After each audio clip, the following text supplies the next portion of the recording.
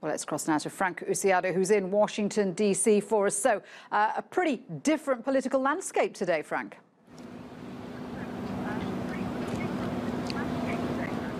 Yeah, it is an uncharacteristically sunny day here in Washington, and also a really bright day for Democrats as they regain control of the House.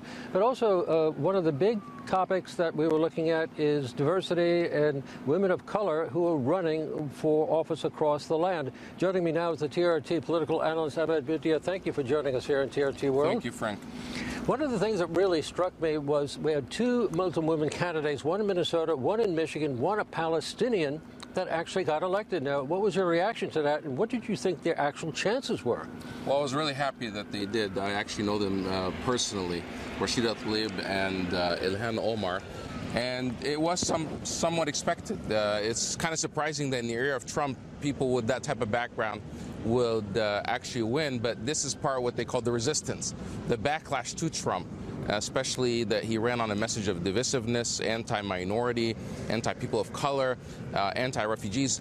Ilhan Omar is originally from Somalia. She came as a Somali refugee. She encompasses everything Trump stands against, yet she's going to be serving as one of the first women, Muslim women in Congress. So it says a lot about the moment. He angered a lot of people, especially women, and a record number of women ran out. A record number of women of color ran for office, and many of them won last night. So congrats to them. How do you think this is going to affect the way America conducts its foreign policy in the future? Because, you know, the Committee on Foreign Affairs is going to change differently now. Well, I wouldn't necessarily see some drastic change, but definitely it's going to be different than it has been for the past couple of years.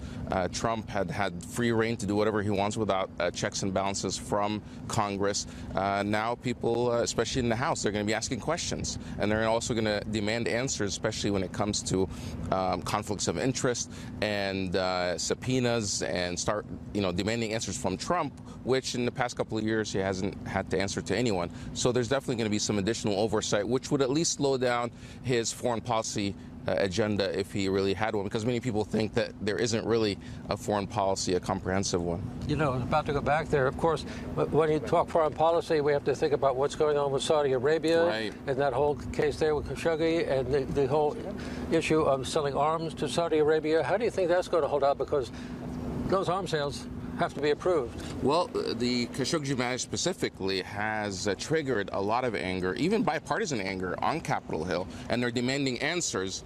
And so right now, we got something, live television.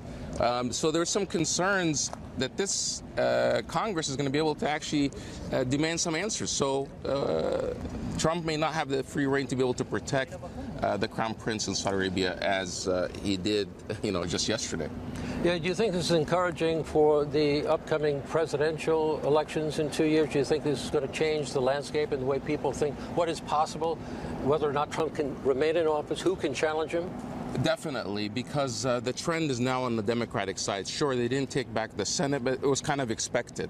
But they made a lot of headways, and in many of the places in the Senate where they did lose, Trump was expected to do better because he won those states by double digits. But yesterday, many of these states, these senators, squeezed out victories just by 1 or 2%, as we saw, for example, in Texas with Ted Cruz. So definitely the trend and the momentum is on the Democratic side, and it's, Trump. It's still going to be strong. It's not going to be easy, but he's going to have a much more difficult time in 2020. Ahmed Bedier, thank you for joining us here on TRT World, the TRT World political analyst. I'm Frank Usiado in Washington. Let's go back to you in the studio.